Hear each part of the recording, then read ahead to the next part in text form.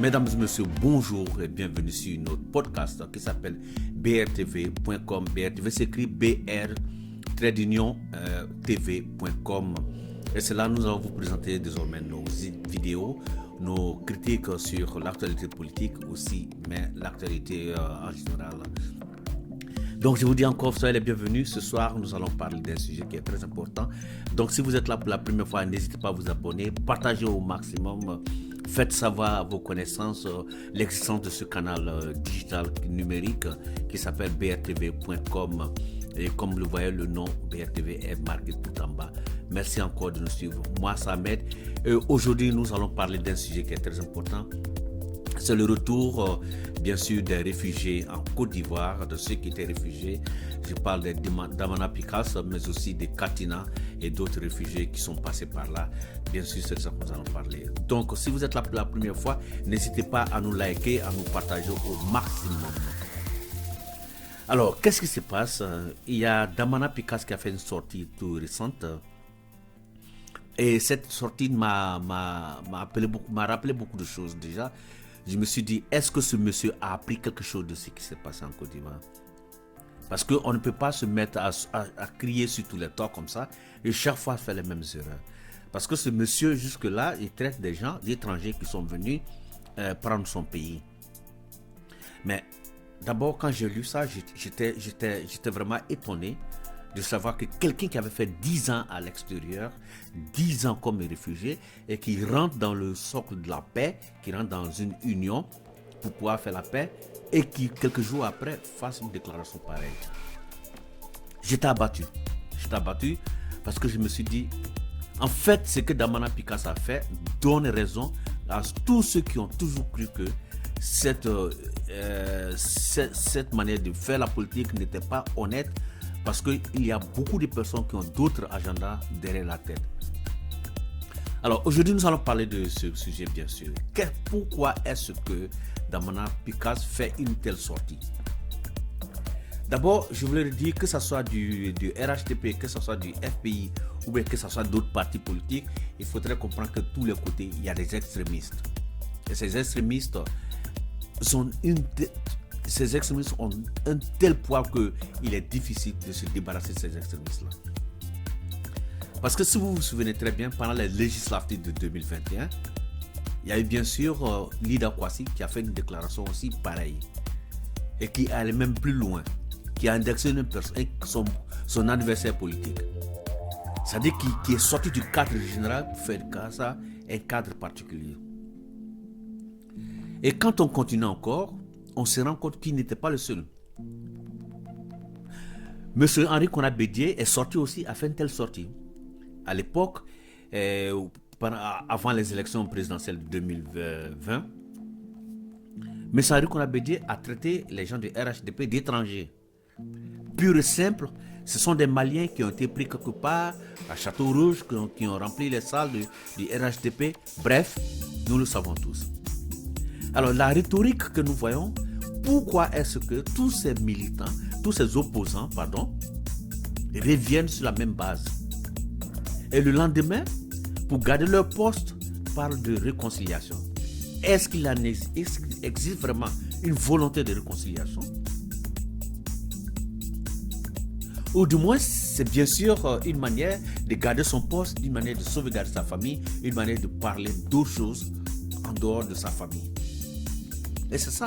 Et c'est ce que je me pose. Je me pose la question, est-ce que ces politiciens qui nous aiment tant sont vraiment là pour nous?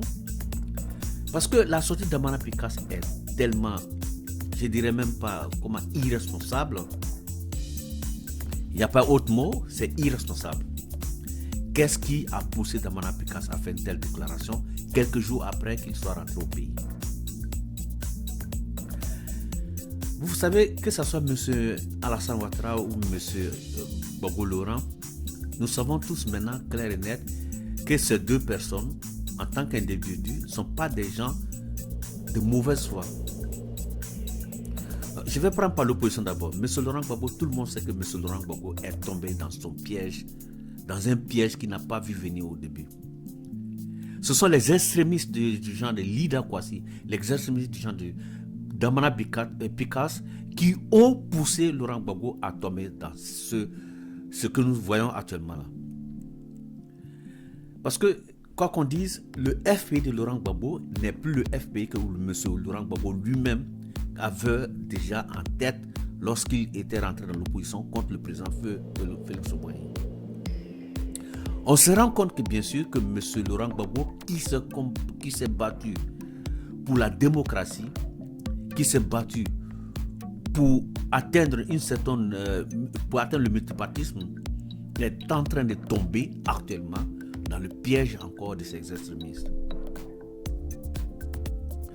Je pense que M. Laurent Gbagbo ferait mieux de se séparer, je dis bien se séparer de toutes ces personnes-là. Parce que quoi qu'on dise, nous allons toujours crier, nous allons toujours parler de ça, mais tant qu'il n'y a pas cette volonté d'aller vers la paix, toujours on sera responsable. L'opposition déjà c'est clair, M. Bédier est clair, M. Bédier a créé son ivoirité, qu'on le veuille ou pas, M. Bédier est clair, M. Bédier a fait sa chose.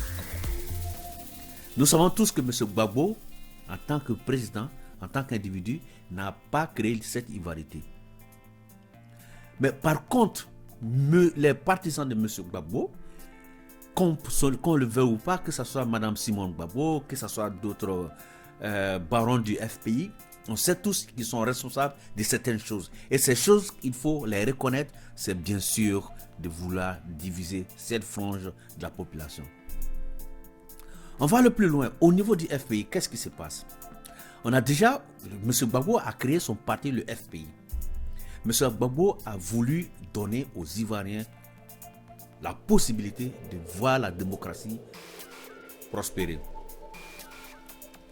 M. Gbagbo est en prison, à Scheveningen, à La Haye. Qu'est-ce qui se passe? Le FPI de M. Gbagbo est divisé en deux. Tendance Afi, tendance Aboundrama Sangaré. Donc, le tendance Aboundrama Sangaré, tendance Gore, Gbagbo ou rien. M. Afi N'Guessan devient l'ennemi de tous au niveau du FPI. Mais bien sûr, les textes du FPI donnent raison à M. Gbagbo, à M. Afi. Et moi, je ne vais même pas rentrer dans ce détail-là. Moi, mon sujet ce soir, c'est de parler de ce qui se passe. Vous voyez, à peine que M. Gbagbo décide de rentrer au pays, il y a des extrémistes qui ne veulent pas la paix. Parce que s'il y a la paix, ça veut dire que leur gagne-pain est fini. Qui profitent pour entrer avant M. Gbagbo. Et qu'est-ce qu'ils font? Ils vont créer une politique d'insécurité. Et pour conséquence, déjà, puisqu'il y a des militants qui ne comprennent pas la chose comme ça, ces militants aussi vont rentrer dans la danse. Conséquence, nous allons nous trouver tous au point de départ. J'ai vu certains cyberactivistes de l'opposition qui disent que ces propos ne sont pas de Damana. Si ces propos n'étaient pas de Damana, Damana ne serait pas allé au ministère. Le responsable de la police ne serait pas convoqué Damana, qui a reconnu. Et c'est des propos qui ont tenu. Actuellement où nous parlons, on ne peut plus nier quelque chose parce qu'il y a des téléphones partout. Tout le monde a la possibilité de filmer. Donc c'est des trucs, c'est des propos qui sont lancés comme ça. Et c'est des propos qui sont tombés dans les oreilles de ceux qui devaient l'entendre. M. Gbagbo Laurent, en tant que tel, n'a pas créé le FPI comme les gens veulent le faire voir actuellement. M. Laurent Gbagbo, en tant que président de la République, n'a jamais créé une FPI pour diviser les Ivoiriens. Dans le FPI, il y a eu toujours d'autres nationalités. Que ce soit au sud, que ce soit au nord, que ce soit partout, il y a des... Quand vous allez au nord, vous allez voir des gens qui sont du FPI.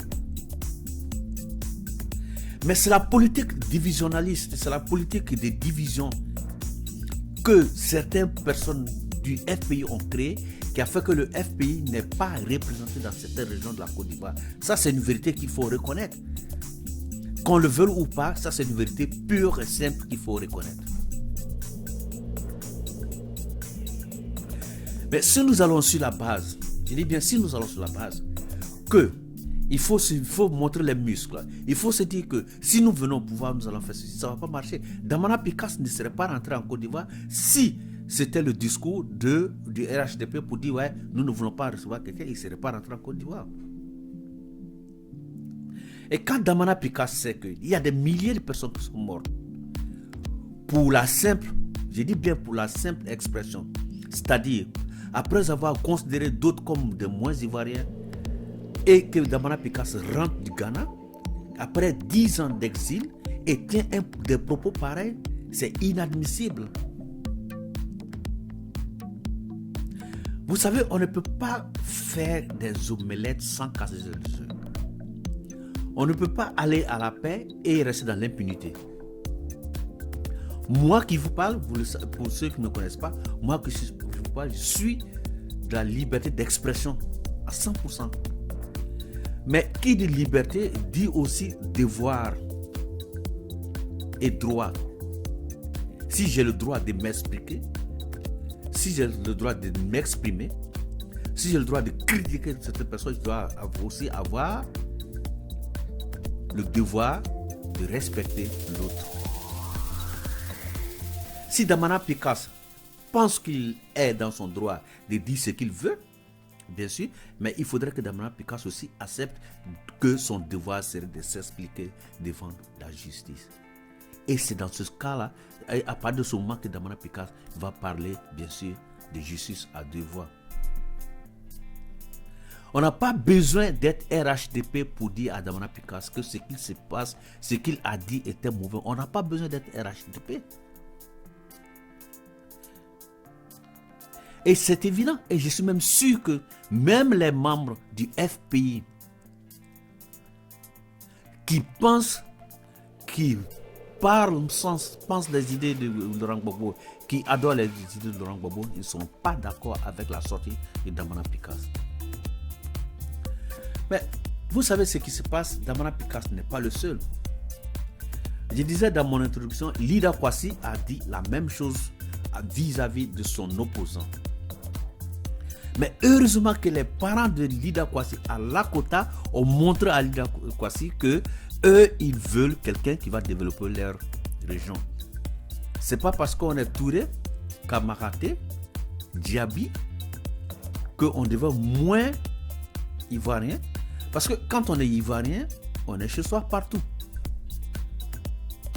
Et ça m'a fait rire lorsque, avant les élections présidentielles, si je ne me trompe pas, il y avait la rhétorique, ouais, l'opposition n'est pas représentée au Nord. Mais c'est vrai, l'opposition n'est pas représentée au Nord. Mais c'est la faute à qui? C'est la faute aux opposants qui refusent d'aller s'installer au Nord. Parce que si tu ne me considères pas comme ton frère, tu ne peux pas venir me demander un service de frère. Si tu penses que je ne suis pas ivoirien, tu ne peux pas venir chez moi et dire de voter pour toi. Parce que là, je n'ai pas le droit de voter, je ne suis pas ivoirien. Tu ne me considères pas comme un ivoirien, donc reste là-bas, va chez les ivoiriens. Et c'est ça le mal. C'est ça le mal de tout ce qui se passe. Et c'est ce que nous devons comprendre. L'opposition ivoirienne je dis bien l'opposition ivoirienne, parce que je ne parle pas de M. Laurent Gbagbo, je ne parle pas de M. Alassane Ouattara, je ne parle pas de M. Konaré Dieng. Non. Quoi qu'on dise, leur temps est passé. Oui, que ce soit ma présence, que ce soit votre présence, leur temps est passé. À un certain moment donné, ils ne feront plus partie de cette politique ivoirienne. Non. Il faudrait qu'on comprenne quelque chose.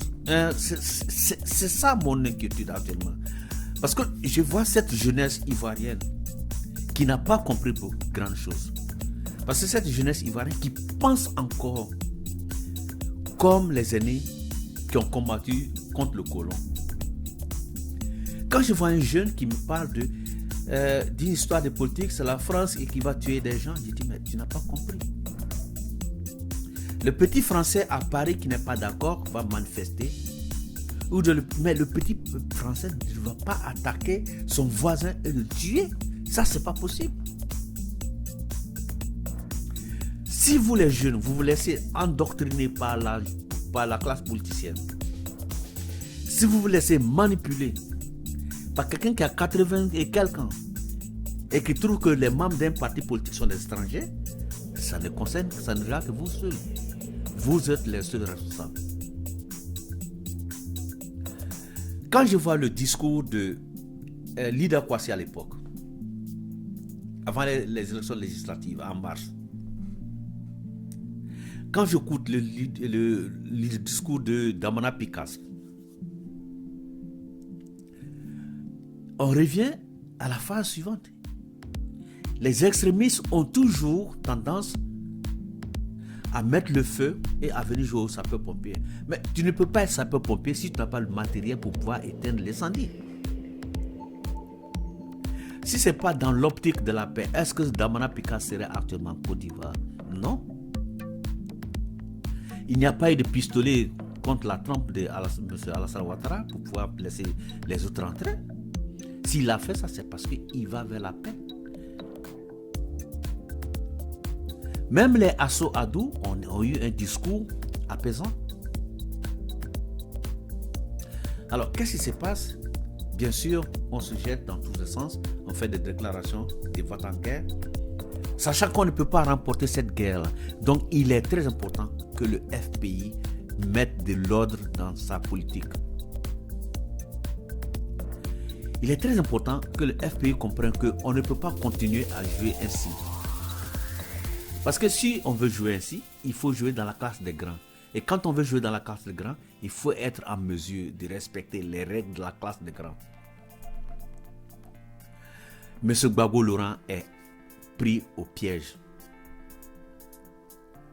Cette fête qui devait être célébrée par le retour de M. Laurent Gbagbo risque d'être entachée par le travail de ces extrémistes, par l'emprise de ces extrémistes, par tous ceux qui ne veulent pas la paix. Parce que s'ils ont la paix, ils ne sont plus considérés. Je vais vous faire une note. M. Charles Blé Goudé habite tout près ici. Moi, j'ai suivi M. Charles Blé Goudé et je le suis toujours de près. Je vois ses déclarations. Je vois ses écrits. Je vois son comité de communication, que je connais bien sûr. Et on peut savoir que M. Charles Blé Goudé a abordé un nouveau chemin. Ce nouveau chemin, peu importe quoi qu'on dise, c'est un chemin de réunification. Il le dit, il n'est pas là à la recherche de qui est coupable, qui est victime. Il est là à la recherche de la paix. Et ça c'est un politicien. M. Kakabe aussi, c'est la même chose. Ça aussi, c'est un politicien. Qui est là, tout le monde a critiqué Kakabe, mais finalement, Kakabe a réussi de raison sur tous. Un politicien, un homme d'avenir dans la politique se sent, se remarque. On voit ça venir. Damana Pikas, qu'est-ce que Damana Pikas? La seule chose qui a fait que Damana Pikas est connu, c'est de déchirer les résultats des élections. Et ça, je vous le dis, prenez-moi au mot. Je vous le dis. Damana Pikas, le haut poste que Damana Pikas pourra peut-être atteindre, c'est le poste de député en Côte d'Ivoire. Et c'est là parce qu'on ne vote pas en fonction des convictions, des programmes, mais on vote en fonction de l'ethnie. Sinon, Damana Pikas ne serait pas un politicien de cette trempe. Mais faites gaffe. Kakabe, Charles Blé Goudé et d'autres, je parle de l'opposition, je ne parle pas du RHDP. On voit que ce sont des gens qui ont manifesté le désir d'aller vers la paix et qui sont en train d'atteindre leur objectif. Mais les Damana Pikas, ça ne va pas atteindre, ça ne va pas arriver quelque part. Ce sont des gens qui vont suivre. Alors, qu'est-ce qu'il faut faire? Il faut finalement se mettre au travail. Il faudrait que nous comprenions quelque chose. Si nous voulons vraiment réussir dans ce que nous avons entrepris, il faudrait que nous fassions en sorte que nous puissions être un jour au service de notre propre pays. Parce que ce n'est pas en criant aux rebelles, ce n'est pas en criant je dirais même aux perturbateurs que nous allons atteindre quelque chose. M. Gbagbo va rentrer bientôt en Côte d'Ivoire, bien sûr, tout le monde sait, on le souhaite. Ça sera une grande fête pour certains. Mais pour d'autres, ça sera de l'amertume. Mais quoi qu'on dise, nous allons vers la paix en Côte d'Ivoire. Et c'est de ça qu'il s'agit. Mesdames et messieurs, bonsoir. Moi, Samed Bamba. Vous venez d'écouter mon podcast. Et likez-nous sur brtv.com. Allez-y sur YouTube. Allez sur Facebook. Partagez avec nous. Car nous avons essayé de créer nos chaînes digitales, nos chaînes numériques pour analyser à notre façon l'actualité en Côte d'Ivoire, mais aussi en dehors de la Côte d'Ivoire. Si vous n'êtes pas d'accord avec nous, ce qui m'enchante bien sûr, parce que si tout le monde est d'accord avec moi, ça ne sera pas bon. Si vous avez d'autres idées, si vous avez d'autres manières de voir les choses, venez discuter avec nous. Et c'est de ça que nous voulons. Nous voulons discuter avec vous. Nous voulons qu'ensemble, nous traitons le sujet. Donc, je vous dis merci et je vous dis encore une fois de plus, bonne journée à vous. N'hésitez pas à nous liker sur brtv.com. Si vous avez des questions, si vous avez envie de partager aussi, n'hésitez pas à le partager. Si vous avez envie de faire partie de nos projets, qui est ce projet de télé en ligne, n'hésitez pas à nous contacter et nous allons parler bien sûr de business. Merci encore. Et mon podcast aujourd'hui, c'était pour m'adresser à Damana Picasso, à Lila Kwasi et à tous ceux qui pensent comme ces deux. Merci et je vous dis encore bonne soirée.